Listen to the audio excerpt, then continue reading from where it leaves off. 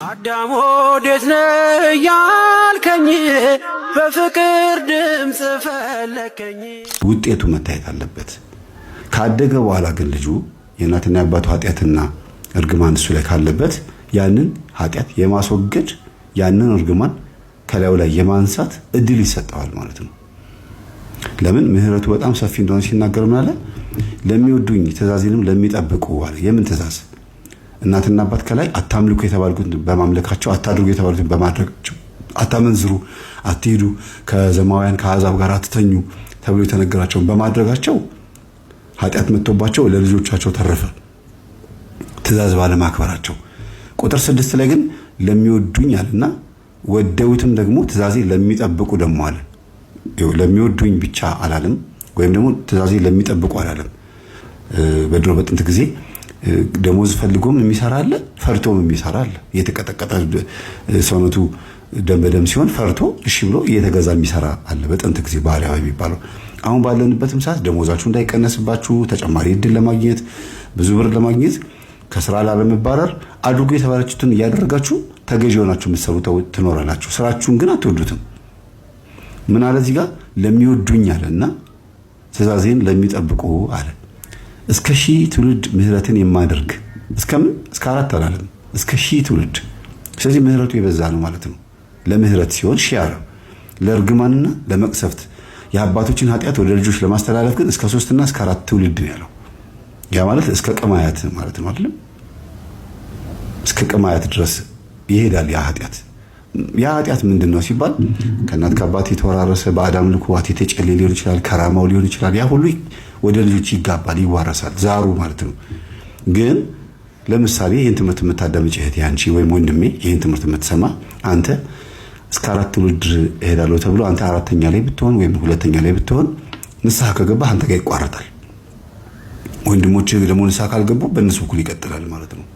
ስለዚህ አንተ ጋር ያ እርግማን እንዳይቀጥል አንተ ነፃ ፈቃድን ተጠቅመህ እርግማኑን አቋረጥከው ማለት ነው። ይግዴታ ስለተናገረ ይቀጥላል ማለት አይደለም። ለሚወዱኝ ትእዛዜን ለሚጠብቁ በዚህ በ4 እና በ5 በ3 በ7 ትውልድ ውስጥ ያሉ እኮ ቢሆኑም እርግማኑ ኃጢአቱ የእናትና የአባታቸው ኃጢአት ቢኖርባቸውም ወይም የዛር መንፈስ ቢኖርባቸውም ግን ለሚወዱኝ ትእዛዜን የሚጠብቁ ዘር ከተገኘ በዛ መካከል አንድ ትውልድ ከተገኘ ምህረቴን እስከ 1000 ያደርገዋለሁ አለና ያ የወንድሞቹን የአክስት ያጎት የምናምን የሚባሉትን በሁሉ ጥርግ አድርጎ በሱ በኩል እንዲሸኝ ያደርገዋል። እና ቀጥሎ ደግሞ እንዳለ የሚባረኩት ከፊት የሚወለዱት ልጆች በሙሉ ደግሞ የተባረኩ ይሆናሉ ማለት ነው። ስለዚህ የዝሙት መንፈስም እንደዛ ነው። አባትየው የዝሙት መንፈስን አፈሱ አመጡና ልጆቻቸው ላይ ሞጀሩት። ግን ሆን ብለው እናገባ ብለው አይደለም ያደረጉት፣ ኃጢአት ብለው የጠቀሰው የአባቶችን የዝሙት ስራ፣ የአባቶችን የግፍ ስራ፣ የመተት የድግምትን ስራ ምን አለው? የአባቶችን ኃጢአት ብሎ ዘጋው። ኃጢአት ደግሞ ዲያብሎስ ነው። ሮሜ ምዕራፍ 1 ቁጥር ሮሜ ምዕራፍ 7 ቁጥር 14 እና 15 ላይ ማድረግ የምፈልገውን ነገር ማድረግ አልቻልኩም፣ ማድረግ የማልፈልገውን ነገር ደግሞ እያደረኩ ነው ያለሁት። ሳልፈልግ አንድ ነገር የማደርገው ሆንኩኝ እኔ አይደለሁም፣ በውስጤ የሚያድረው ኃጢአት ነው ብሎ ተናገረ ማለት ነው።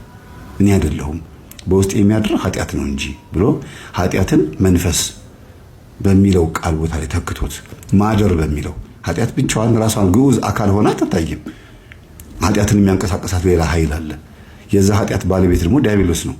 ለዚህ ነው የአባቶችን ኃጢአት ሲል የአባቶችን አጋንንት ከራማውን፣ ጨሌውን፣ ቦለንትቻውን ምኑን አጠቃላይ ወደ ልጆች ይተላለፋል። ያ ማለት አስተላልፉት ብሎ እግዚአብሔር ያዛል ሳይሆን ጥበቃውን ያነሳል። ከእጃቸው ላይ ጥበቃውን ያነሳል። የሚጠብቅ መልአክ ከዛ ቤት ውስጥ አይኖርም። አደጋ ቢመጣ፣ መኪናም መገልበጥ ቢመጣ፣ አጋንንት ፈተና ቢመጣባቸው፣ ምንም አይነት እርስ በርስ መጨራረስ፣ መገዳደል፣ መተኳኮስ ቢኖር እግዚአብሔር እዛ ቤት ውስጥ ማዳን የለውም። ለምን? እርግማኑ እዛ ቤት ውስጥ ስላለ። እጁ የሚያድን ወጥ ለምሳሌ በጋርድ የምትንቀሳቀስ የነበረች ልጅ ወይም በዘበኛ ይጠበቅ የነበረ ባንክ ዘበኛው ከተነሳ ሌባ ይመጣል፣ ይገባል። ሌባው ደግሞ ዲያብሎስ ነው። ስለዚህ እግዚአብሔር ምንድን ነው የሚያደርገው? በረከቱን ኃይሉን ከዛ ቤት ያነሳል። ሲያነሳ የመናምን የአራዊት መጫወቻ ቤት ይሆናል። የዛሩ የነሻ አንበሶ፣ የጠቋር፣ የአዳልሞት፣ የወሰንገላ፣ ኦፍ አብኮ፣ ኦፍ ደመና እንዲሁም ደግሞ የነ ሙየት አርሜት ፖጀ የነዚህ ሁሉ በአማራ ክልል ደግሞ ስትሄዱ ደግሞ በሁሉም ክልል ላይ መናፍስት አሉ። የደብተራው መንፈስ፣ የታዬ ከራማ፣ ሻምበሶ፣ እነ ራሄሎ ተቆላሽ ኢያሱ እነዚህ ዛሮች በሙሉ እንዳለ ኃጢአት ናቸው፣ እርግማን ናቸው። ከአያት ከቀድሚያት የመጣ ጨሌ ነው ምናምን ይባላል አይደለም? ይሄ እኮ ነው እርግማኑ። ታዲያ አትግቡበት፣ አታድርጉ፣ አትስገዱላቸው፣ አታምልኳቸውም ብሎ ካለ በኋላ በሚጠሉኝ እስከ 3ኛና እስከ 4ኛ ትውልድ ድረስ የአባቶችን ኃጢአት ለልጆች አመጣለሁ አለ። በማለት በሚጠሉኝ። ስለዚህ ጨሌ የሚያመልኩ ባዕድ አምልኮ የሚያመልኩ ወይም የተለያዩ አምልኮ የሚመለክባቸው ወንዛ ወንዝ ቦታ ላይ ሄደውም ዶሮ የሚያርዱ የሚገብሩ፣ አረቄ የሚያፈሱ፣ ሳር የሚጎዘጉዙ በአጠቃላይ የእግዚአብሔር ጠላቶች ናቸው። በሚጠሉኝ አላ በሚጠሉኝ አታምልኩ። ከላይ ስለ ጣዖት ማምለክ ነው ያመጣው። ጣዖት ማምለክን ከቁጥር 4 ጀምሮ አመጣና አታምልኳቸው፣ አትስገዱላቸው፣ የተቀረጸው ምስል ለእናንተ አታድርጉ አለና ከዛ ይሄን የምታደርጉ ከሆነ አለ ጠላችሁኝ ማለት ነው ሲል በሚጠሉኝ እስከ 3ኛና እስከ 4ኛ ትውልድ ድረስ እመታለሁ። በሽታ ቢገባባቸው ሐዘን ቢገባባቸው ጥበቃዬን አላደርግም፣ ምህረትም አልሰጥም። ሲኦል ነው የሚከማቹት። ዘሮቻቸው እንዳለ ሲኦል ይገባሉ ማለት ነው። በማን ምክንያት? ከላይ በመጣው በተዋረድ። አንድ ግን ከውስጥ የሚነቃ አይ እኔ በዚህ ባዕድ አምልኮ ውስጥ መሄድ አልፈልግም፣ የእናትና የአባቴን ጨሌ ማምለክ አልፈልግም ብሎ እግዚአብሔርን ከጠሉ ቤተሰቦች፣ እግዚአብሔርን ካስቆጡ፣ ካነሳሱ፣ ለቁጣ ካነሳሱ፣ ካመጹበት ቤተሰቦች ውስጥ አንድ የተባረከ ሰው ከተገኘ ለእሱ ደግሞ ምን ያደርግለታል? ይባርከውና 1000 ትውልድ ያደርገዋል ደግሞ ለእሱ ማለት ነው። ይሄ ነው እንግዲህ የዘር ኃጢአት የሚባለው ወይም የዘር እርግማን። ደውላ መምህር ተስፋዬ ያለችኝ አቤት አልኳት። ትምህርትህን አላውቀውም፣ ፍላሽን ከፍቼ 2 ነው 3 ትምህርት አዳመጥኩኝ። ወንድሜ ቤት ውስጥ ይሄን ትምህርት አገኘሁ፣ ወንድሜ የት እንደገባ አላውቅም አለች። ኦኬ ወንድምሽ ምንድን ነው አልኳት። እንደዚህ ማን ብላ ትንሽ ጨረፍ አድርጋ መሪጌታ ነው እንደዚህ ያገለግላል። ያ ነገር አልተናገረችኝም። እና በቃ እንደዛማ ከሆነ እንግዲህ ተጸጽቶ ንስሐ ገብቶ ሊሆን ይችላል እና ገዳም ሱባኤ ለሚያዝ ሄደ። እሱማ ነግሮኛል፣ ገዳም ነኝ እያለ ይመላለስ ነበረ። አሁን ግን ጭራሽ ጠፋብኛለች። እስቲ ሱባኤ ግቢ አልኳት። እኔ ደግሞ አላወኩም እሷ ደብተራ መሆኗን አለችና ከት ብላ ሳቀችብኝ። ትንሽ ቀመስ አድርጋለች መጠጥ።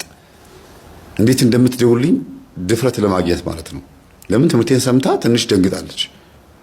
ይሄንን ትምህርት እንዴት ሊሰማ ቻለ ወንድሜ ብላ ማለት ነው። እና ስትስቅ ጊዜ ምን ያስቃል አልኳት። ከዛ ገርሞኝ ነው ሱባኤ እኔ አላውቀውም። ሱባኤ የማውቀው መጽሐፍ ቅዱስ ላይ ቃሉን ነው የማውቀው። እና እኔ እኮ ምርጥ እኮ ጥበበኛ ነኝ ከወንድሜ በላይ ነኝ እኮ ምናምን ብላ ትንሽ ለመቀባጠር ሞከረች። ምን ማለት ነው ጥበበኛ ነኝ እንዴ? መርጌታ ነው ወንድምሽ ደብተራ ነው አልኳት። በለው አለች። አንቺስ? እኔ ደግሞ ከሱ በላይ ነኝ ሴት ደብተራ ነኝ አለች። አረራ ራሷ ለፈለፈች አልኩ። ግን እንደጠጣች በደንብ አውቄያለሁ። ታዲያ አሁን የሚያስለፈልፍሽ አብሽ ሆኖ ጠዋት እንገናኝ አልኳት። በቃ ጠዋት እደውልልሃለሁ አለች። ከዛ ጠዋት እኔ ራሴ ደወልኩላትና ሄሎ ማን ልበል አለች። እኔ ማታ ደውለሽልኝ ነበር እኔ አለች። አዎ ኦኬ ይሆናል። ትንሽ ጠጥቼ ስለነበር አላስታውስም። ስለ ወንድምሽ ጠይቀሽኝ? ኦኬ አዎ አሁን መጣልኝ። ትንሽ በመጠጥ ኃይል ውስጥ ሆኜ ነበርና ኦኬ ታዲያ ምን ልታዘዝ እንዴ? እኔ ምን ልታዘዝ እንጂ ወንድሜ ጠፋብኝ እንደዚህ ሆኖ አልሽኛል። ያልጨረስነው ንግግር ስላለ ከዛ እንጨርሰው ብዬ ነው። ምን ላይ ነበር ያቆምነው አለችኝ። ከዛ ኦዲዮ ላኩላት አዳመጠችውና ከ30 ደቂቃ በኋላ ደውላ ያወራነውን ሪከርድ አድርገዋል እና በዩቲዩብ ልትለቀው ነው አለች። ኧረ እኔ አይደለም ስልኬ ሪከርድ ስለሚያደርግ ነው ኮል ሪከርድ ስላለው ነው እና ያወራነውን እንድታስታውሹ ነው። ከዛ በኋላ እንቀጥለው ንግግራችን ስላት ምን እንዳወራው ራሱ አላስታውስም። ይሄን ማውራት ራሱ አልነበረብኝም አለች። ኦኬ እሺ ቻው እንባባል ስላት አዎ አለች። በቃ ቻው ዘጋውኝና ሴት ደብተራ ግራ ገባኝ። እና ምንድነው ማድረግ ያለብኝ? እቺ ልጅ በቀላሉ መተው የለብኝም። ደውላለች እና ቢያንስ ከሴት ደብተራ 4 ነው 3 ሴት ደብተራዎችን አውቃለሁ። ይችኛዋ ደግሞ የተለየች ናት። ለምን በምንድነው? ቴሌግራሟ ላይ ስገባ ፎቶ ግን ያንቺ ነው አልኳት። አዎ የኔ ነው አለች። የሚገራርሙ ፎቶዎች ናቸው ያሏት። አንድ ሁለተኛ ነገር ደግሞ ዞዲያክ የኮከብ እንትኖች ምናምን አሉበት። የላከችልኝ የብራና መጽሐፍቶች ያነበበቻቸው እንደሆነ ነው የላከችልኝ ጠዋት ማለት ነውና ራሷ ሊቅ አርጋ ለመቁጠር እንደ ሊቅ እንዳያት ምናምን ናርሲሲስትነቷ መጣባት። ይሄ አምባገነን ትዕቢተኛነቷ መጣባትና እኔ እኮ እነዚህ መጽሐፍቶች በቃል ያስኩኝ ሰው ነኝ አይነት ነገር ነው። ኦኬ ስለዚህ አኩይና አንድ 15 ደቂቃ የሚፈጅ ቮይስ ላኩላት። አንቺ ማለት ወንድምሽ ሊሆን ይችላል ወይ ራስሽ አላቅም፣ ብቻ ጥበብ ተዋርሻለሽ ብለሽ የምታስቢ መናፍስን ተዋርሰሻለሽ እንደገናም ደግሞ በህይወት ዘመንሽ በጣም ብዙ ነገር ያሳለፍሽ ሰው ነሽ። እርግጠኛ ነኝ ሴቶች እህቶችሽን ፈጅተሻል። ብዙ እህቶችሽን ሲያበሳጩሽ፣ ሲያናድዱሽ፣ ሲያታልሉሽ ወይም የሆነ ነገር ሲያደርጉ እነሱን ለመበቀል ብለሽ ብዙ ነገር ተጠቅመሻል። እንደገናም ደግሞ ለገንዘብ ብለሽም የሄድሽበት ርቀት ይኖራል ምናምን ብዬ ግምቴን አቀረብኩኝ። ይሄ የራሴ ግምት ነው። ምክንያቱም ከዚያ አልፍማ ይሄ ጥበብ አለ የሚሉ የሚያስቡ ሰዎች ከዚያ አልፍም። በደመና አይሄዱበት ወይ ሱባኤ አይገቡበት፣ ገነት አይገቡበት፣ ከዚህ አልፍም እና ትዳርም እንዳልያሽ ነው የምረዳው። የጨመርኩላት ማለት ነው። ቮይስ ሙሉ ቀን ስልክላት ነው ያልኩት። ትዳርም አልያዝሽም እንድትይዥም አይፈቅድልሽም። መጽሐፈ ሄኖክ ምዕራፍ 2ን በደንብ አንብቢው አልኳትና ዘጋሁት።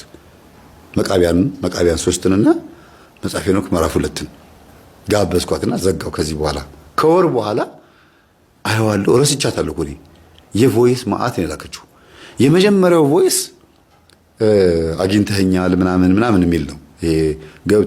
ስለ መናፍስ በደንብ ገብተዋል፣ እንደኛ ደብተራ ነበርክ መሰለኝ፣ ንስሐ ገብተህ ሳይሆን አይቀርም የተመለስከው ምናምን ብላ ላከች። ሁለተኛው ቮይስ ደግሞ ገጠመኞችን ካዳመጠች በኋላ የላከችው ነው፣ ያስታውቃል። እና ይሄን ሁሉ ነገር ግን አድርገናል ማለት ነው በከተማ ውስጥ እኛ ደብተራዎች አለች እንዴ። ከዛ መልስ አልመለስኩላትም። እንዴ ድምጾቼን አይተኸው አታውቅም፣ ስታየው ግን ካዳመጥከው በኋላ ቮይስ እንደምትልክልኝ ተስፋ አደርጋለሁ።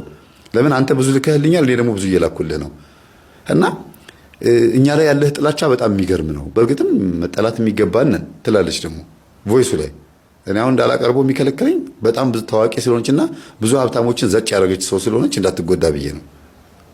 እና ብዙ ሰዎችን በመተት በድግምት በአስማት አገልግለናል የሚል ነበር ሐሳቧ መጀመሪያ። ሁለተኛ ላይ ደግሞ አደንዘናል፣ ብዙ ሰዎችን ጎድተናል እያለች ቃላቶቿ እየተስተካከሉ መጥተው ወደ 20 ምናምንኛው ቮይስ ላይ እንባ ለቅሶ ምናምን ያስታውቃል። ያለቀሰች ነው የምታወራው። እንዴት ነው ምድነው? ክርስቶስ እንዴት ነው ይቅር የሚለኝ? እና ወንድሟ ልክ ኢየሱስ ክርስቶስ እንደሚለው እሷም ኢየሱስ ክርስቶስ ነው የምትለው። የሚገርማችሁ ወንድሟ 1 ዓመት ሙሉ እዛ ነው ያለው። አስቡት። እና እዚህ ጋር ደግሞ እሷ በመሃል እኔን አግኝታኛለች በወንድሟ ምክንያት። ሁለቱንም የማዳመጥ ሁለቱንም የመስማት ሁለቱንም እንትን ማለት እድሉ አጋጠመኝ።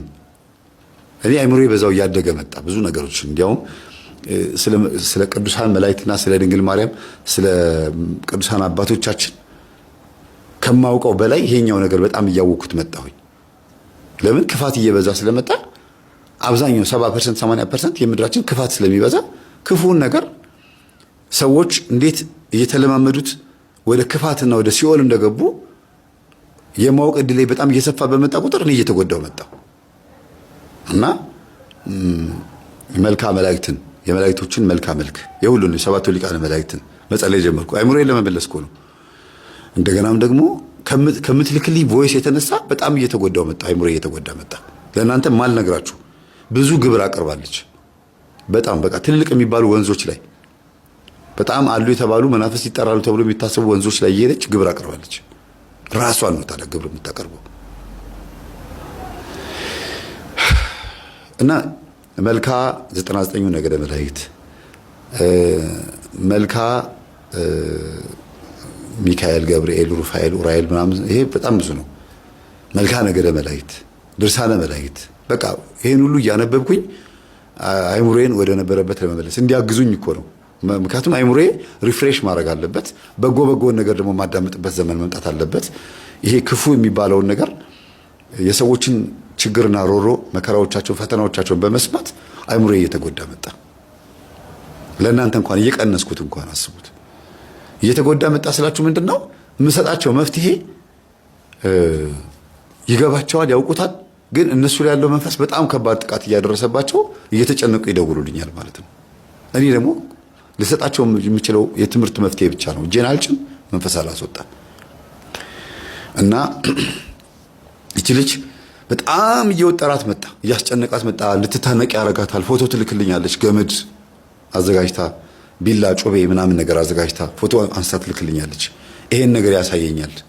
አታግዘኝም መምህር ድምፅህን አትልክልኝ ብላ በወሩ ነው ያየሁትና በስመ አብ ያማትቤ ደነገጥኩኝ። ሁሉንም ቮይስ አዳመጥኩት፣ ፎቶዎቹን አየኋትና ወዲያው ነው የደወልኩላት።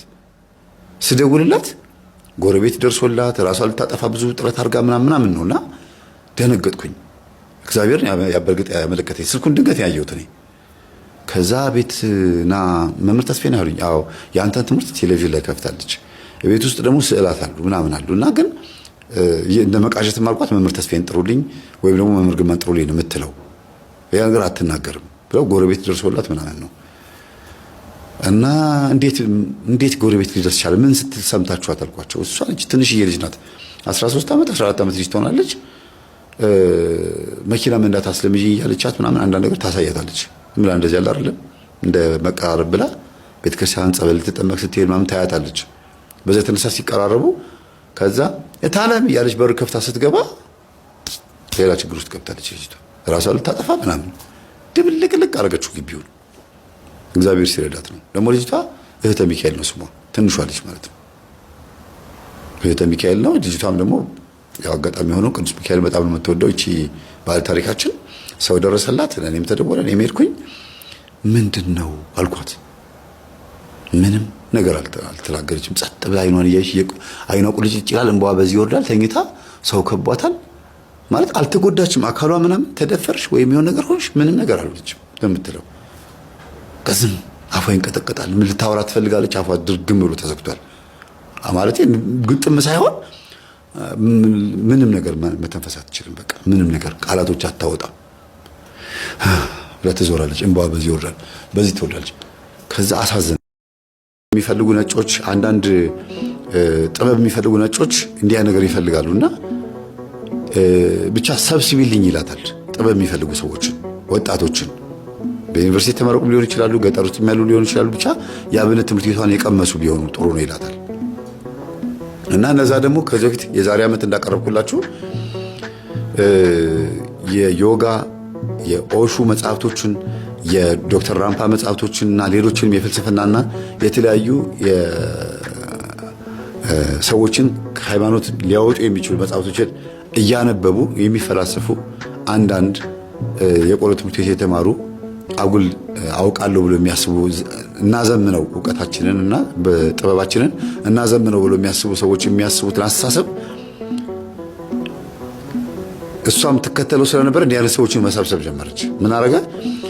የሚገርማችሁ ከአንድም ወደ 5-6 ሰዎችን ይሄ ነገር ነግራቸው ጉዳያቸው ተፈጽሞላቸው በጣም ብዙ ዶላር እየተላከላት ወደ ውጭ መላክ ጀመረች።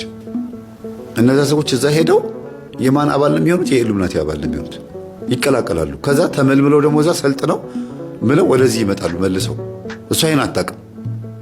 የምትልካቸው ሰዎች ሄደው ምልምል ሆነው ተመልሰው መጥተው እዚህ በሚዲያ ላይ እግዚአብሔር የለም እንትን አደርጋለሁ እንደዚህ አስፋት እሰራለሁ ምናምን እያሉ እንደሚሉት ምናምን እንደሚያደርጉ አታውቅም። እሷ ዶላሯን ተቀብላ ብቻ አምጪ ብትባለው መምጣት ነው። ከገጠር ያሉት ልጆች መላክ ነው። ነጮች መጥተዋል። ለእነዚህ ነጮች እነዚህ ልጆች አስረክብ ስትባል ማስረከብ ነው ስራዋ። ግን ብዙ አልሄደችበትም። በዚህ ሰዓት ነው የተገኘችው።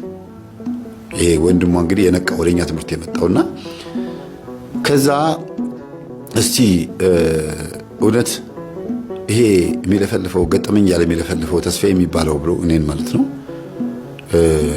ብዙ ጊዜ የአብነት ትምህርት ቤቷን የተማሩ ሰዎች መምህር ለማለት አፋቸውን ዳገት ይሆንባቸዋል። አባገሬ ለማለት የሚያጠምቁትን አባቶች ከነ ክብራቸው ለመጥራት በጣም ይቸገራል። በተለይ በድብትርና መስመር ውስጥ ያለፉ ቤተሰቦች ከሆኑ አጉል የቤተ ክርስቲያን ተቆርቋሪ ነን ብለው የሚያስቡ ማለቴ ቤተ ክርስቲያን እወዳታለሁ ይሉና ግን እንዴት እንደሚወዷት ለመግለጽ አፋቸውን ሲከፍቱ ይገማሉ፣ ይሸታሉ ማለት ነው። ለምን? እነሱ በሚያስቡት አስተሳሰብ ልክ ነው ቤተክርስቲያን እንወዳታለን የሚሉት እንጂ ግራና ቀኙን አይተው አመዛዝነው ቤተክርስቲያን ምን ፈተና ውስጥ ነች ያለችው፣ ምንድነው ቤተክርስቲያንን ዘርጥጦ ሊጥላት የሚችለው፣ የትኛው ነገር ያሰደባት የሚለው ነገር በደንብ አድርገው ማስተዋል አይችሉም። እና ይሄ ሰው በጣም እየሰገደ እየጸለየ በጣም ራሱን እንትን ውስጥ ከተተ። በቃ የሆነ ትራውማ ውስጥ መንፈሳዊ ነገር ውስጥ ከተተና ጸበል ቦታ ላይ እንደዚህ የሚያጠምቁ አባቶች ላይ ምናምን ትኩረት ማድረግ ጀመረ እና የሚለፈልፉትን መናፍሶች ዝም ብሎ ሲያዳምጥ የመምህር ግርማን መጽሐፍ ሲያነበው ምንድነው ትልቁም ነገር ያገኘው? የአብሾም የተዋርሶም የቅጠላቅጠሉም የምኑም ሰብሳቢው ዛር እንደሆነ ዛር ማን እንደሆነ ከመጽሐፉ ከሁለቱ መጽሐፋቸው ላይ ከመምህር ግርማ መጽሐፍ ላይ በደንብ አድርጎ አነበበና የመምህር ግርማ መጽሐፍ በደንብ ነው ያስተማረኝ ነው የሚለው እና መጀመሪያ እኔ ቆሎ ተማሪ እያለሁኝ አለ ገና ወደ አብነት ትምህርት ቤት ተልኬ መዝሙረ ዳዊትን ለመጸለይ እንዴት ታገል እንደነበረና ከዛ በኋላ አብሾ ካጠጡኝ በኋላ እንዴት ፈጣን እንደነበርኩኝ ሳስበው አለ አብሾ እንድጠጣ ራሱ ያስገደደኝ አይምሮዬን የደፈነኝ ማን ነው? የዛር መንፈስ ነው አለ። አንተ የተናገርከው ነገር ትክክል ነው አለኝ። መምህር ግርማ የተናገሩትም ትክክል ነው። መጀመሪያ ቤታችንን ምስቅልቅሉን ያወጣው የእናታችን ጨሌ ነው። የእናታችን ጨሌ ደግሞ 500 ዓመት ዕድሜ ያለው ነው አለ። በኋላ ሲሰማ 500 ዓመት ዕድሜ ማለት ከአያት አያት ልጅ እየተዋረሰ መጥቶ አሁን እናቱ እጅ ላይ ነው ያለው ጨሌው። የጥንት ጨሌ ነው ስታዩት ራሱ። በዛን ጊዜ እንዲህ አይነት ጨሌ ተሰርቶ ነበር እንዴ የምትሉት? ምን ሰራው? ማሽን አይሰራው ቢያን ጨሌ። በዛን ጊዜ ምን አይነት ማሽን ቢኖር ነው አባቶቻችን ወይም እናቶቻችን ይህን ጨሌ ያዙት? በጣም ይገርማል። እና 500 ዓመት የሞላው ጨሌ የነገስታት ዘር ነን ብሎ ነው የሚያስቡት እናትየዋ። በአፄ ልብነ ድንግል ዘመን የአፄ ልብነ ድንግል ታሪክን ስናገር አንዳንድ ቅር ያላቸው ሰዎች አሉ። በደንብ እመጣበታለሁ በሰፊው እንዴት በወጣትነቱ ጥፋት እንዳጠፋ ቃልቻዎችን አውሊያዎችን ሰብስቦ በቤተ መንግስቱ ዙሪያ እንዴት አድርጎ እንዳሰፈራቸውና እመቤታችንን ትቶ የእናትና የአባቱን አምላክ ትቶ እንዴት አድርጎ እነዚህን መናፍስት እንዳመለከ እንመጣበታለን። የእነዚህ ዘሮች ነን ብለው ነው የሚያስቡት እኚህ እናት። የነዛ የጥንቶቹ የዛሬ 500 ዓመት የነበሩት የነዛ በቃ የተናገሩት ነገር ዝናብ ያዘንባሉ ተብሎ የሚታሰቡ ማለት ነው። ቅርታ እና እቺ ልጅ ያንን መንፈስ ነው የተዋረሰችው። ወንድሟ በጣም የገባው ይሄ የጨሌው መንፈስ ቀጥታ እህቴ ላይ ሄደው የተዋረስኩት የምትለው እህቴ ላይ ሄደው እሱ ቀጥታ ና ብላ ስትጠራው የመጣላት ያ ከጥንት የነበረው መንፈስ ነው የመጣላት እና የዛር መንፈስ ነው ለዚህ ሁሉ ምስቅልቅል የሚያደርሰን ብዬ ደምድሜ ጨረስኩ ነው የሚለው እሱ። ከዛ ሱባኤ ለመያዝ ሄደ። ሱባኤ ያዘ። መጓውራ ሄደ። በቃ ያልሄደበት ገዳም የለም።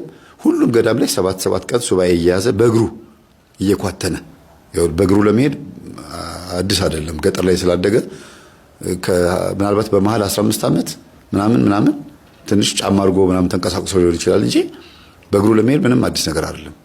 ከዛ የመሰለ መኪና ውስጥ ወጥቶ ከዛ የመሰለ ሌክዠሪ የሆነ ህይወት ውስጥ ወጥቶ የሆነ ዝም ብሎ ፎጣ ነገር እንደዚህ ደረበው ፎጣ እንትን ኮፍያ የዳንቴል ኮፍያ ነገር አድርጎ በቃ ዝም ብሎ ደሃ መስሎ መኪናውን ቤት አቆመው ጫካ ለጫካ ገዳም ለገዳም መዞር ጀመረ። ድሮ ጫካ ለጫካ የሚሄደው ቅጠል ለመበጠስ ነበር። አሁን ግን ክርስቶስን ፍለጋ ኢየሱስ ክርስቶስ ሆይ ይቅር በለኝ ነው የሚለው እየዞረ መጀመሪያ ከአምላኬ ጋር ልታረቅ። ከአምላኬ ጋር የሚያስታርቁኝ ምንም እንኳን ቅዱሳን ቢሆኑም ምንም እንኳን መላእክት ቢሆኑም ምንም ድንግል ማርያም ብትሆንም እነሱ ከኔ ጋር አላቸው እናስታርቃለሁ ነው የሚሉኝ። እኔ ግን አብሬ ነው እየጮኩ ያለሁት ነው የሚለውና ጫካ ለጫካ ሲሄድ መልካ ኢየሱስን በቃሉ መልካ ኢየሱስ ከዛ የሆነ ጊዜ ላይ ጠፋብኛል። ለካ ባብሾ ነው የወሰደው ያንን ዕውቀት ባብሾ ስለወሰደው መልካ ኢየሱስ እንግዲህ አስቡት መልካ ኢየሱስን መጸለይ ማለት በጣም መታደል ነው። አይደለም በግዕዝ በአማርኛ አይደለም በአማርኛ በግዕዝ ማለት ነው። በነገራችን ላይ የክርስቶስ ፍቅር እንዲያድርባችሁ ከፈለጋችሁ ጥበብ እንዲገለጥላችሁ ከፈለጋችሁ ዕውቀት የመረጋጋት ህይወት ፍቅር በአጠቃላይ እንዲያድርባችሁ የምትፈልጉ ከሆነ መልካ ኢየሱስ ጸልዩ። ውጤቱን ለውጡን ታዩታላችሁ። ባህሪያችሁ እየተቀየረ ነው የሚመጣው። ሰውን ሁሉ በእኩል አይን ነው የምታፈቅሩት። ማንንም አታዳሉ። ከነገሮች እየሸሻችሁ ትመጣላችሁ። ፈተና ሲያደርሱባችሁ ሽሹ፣ ወደዚህኛው ከተማ ሽሹ ብሎ የተናገረው ክርስቶስ ለምንድን ነው? ከክፉ ነገር ነው፣ ከአጋንንትም ጭምር ነው። እና እሱን እዚህ ውስጥ አልከተውም። ወደ ትምህርት ውስጥ አልገባም። መልካ ኢየሱስ እየጸለይኩኝ በቃ ስሙን እየጠራሁ ጫካ ለጫካ ሄዳለሁ አለ። እንደ እብድ ነኝ አለ። እና አንድ ቀን እንቅልፍ በጣም በቃ አስጨነቀኝ። እየሄድኩኝ አለ ብርድ እኮ ነው በክረምት ነው አለ። ጫካ ውስጥ እየሄድኩኝ እንቅልፍ በጣም አስጨነቀኝ አለ። እና ዛፍ ስር ሄጄ ጋደም ስል በጣም የሚያምር ቁመቱ ረጅም የሆነ ነጭ ቀሚስ የለበሰ ጠፍር ጫማ ያደረገ ጠፍር ጫማ ማለት ምናልባት በዚህ ልክ ማለት ነው እንግዲህ ይሄ እንግዲህ ዘመናዊ መሆኑ ነው። በጣም በቃ የድሮ ጫማ የሚመስል ታውቃላችሁ። ጠፍር ጫማ ነው፣ የተጠላለፈ ጫማ ነው አድርጎ አጠገቤ ቁጭ ብሏል። እና ጭንቅላቴን ዳበስ ያደርገኛል። እና ማነህ ለምንድን ነው አጠገቤ መተህ የተቀመጥከው? ራስህን ግለጽልኝ እለዋለሁ እንጂ ቀና ብዬ አላየውም አለ። ቀና ብዬ ማየት አልችልም፣ ሰውነቴ ተጭኖኛል አለ። ከዛ አሁን የምትሄድበት ገዳም ላይ 1 ዓመት ተቀምጠህ ነው የምትመለሰው። ለኤልያስ የሰጠሁትን መና ለአንተም እሰጥሃለሁ። ኤልያስ እንግዲህ ነብዩ ኤልያስ በበረሃ ሆኖ መና መጥቶለት ተመግቧል አይደል? አሞራዎች ቆራዎች መግበውታል። ይሄ ልጅ ከፊትህ የምታገኘው ገዳም ላይ ግባና 1 ዓመት ተቀመጠ የተባለው ምን ገዳም እንደሆነ እንኳን አያውቀውም። ዝም ብሎ ነው የሚሄደው። ሄደ እና ከፊት ለፊቱ ምን ቤተክርስቲያን እንደሚያጋጥመው አያውቅም። እና ከእንቅልፉ ብንን ሲል ጌታዬ ሆይ አጠገቤ ነበርክ፣ አንተን ያየሁት። አዎ ስለማይገባኝ እግርህን ብቻ ነው ያየሁት። ቀና ብዬ ፊትህን ማየት አይገባኝም። አሁንም እየደገመ መልካ ኢየሱስ እየደገመ እየጸለየ ከምሽቱ 4 ሰዓት ላይ ምን ቤተክርስቲያን መሆኑን የማያውቀው ቤተክርስቲያን ላይ ደረሰ። መንገዷን ብቻ ይዞ እየሄደ ቅድስት ክርስቶስ ሰምራ ገዳም ክርስቶስ ሰምራ ገዳም ገባ። አንድ መነኩሴ ያገኘ ወንድ መነኩሴ። ከዛ ያየውን ሁሉ ነገራቸው፣ ማን እንደሆነ ሌሊቱን ሙሉ ሲነግራቸው አደረ። ጠዋት ሲነጋ እና ላጥምቅህ አሉት። ገላውን ታጠበ ዮርዳኖስ ጸበል ላይ። ከዛ በኋላ ተጠመቀ። 1 ዓመት ተቀመጠ ተብለሃል አይደል? አዎ 1 ዓመት ዝም ብለህ አትቀመጥም፣ ትሰራለህ ከኛ ጋር። እሺ እያለ በቃ እየሰራ የጉልበት ስራ እየሰራ ምን እያለ እላው ላይ ያለውን መንፈስ በጉልበት ስራም በስግደትም በምንም እያደረገ እሺ ታረገው። እህቱ የት እንደገባ አታውቅም። ለቤቱ ስትመጣ መኪናው ቆሟል። ምን ኬት ታምጣው ልጁ ግን አንድ ዶክሜንት አገኘች፣ ፍላሽ። ያ ፍላሽ ምንድነው? የኔ ትምህርት ያለበት ፍላሽ ነውና ደውላ መምህር ተስፋዬ ያለችኝ። አቤት አልኳት። ትምህርትህን አላውቀውም፣ ፍላሽን ከፍቼ 2 ነው 3 ትምህርት አዳመጥኩኝ። ወንድሜ ቤት ውስጥ ይሄን ትምህርት አገኘ። ወንድሜ የት እንደገባ አላውቅም አለች። አዳም ወዴት ነህ ያልከኝ፣ በፍቅር ድምፅ ፈለከኝ። አልብሰኝ ነጩን ልብስ፣ እወድሃለሁ ኢየሱስ፣ አከብረሃለሁ ክርስቶስ።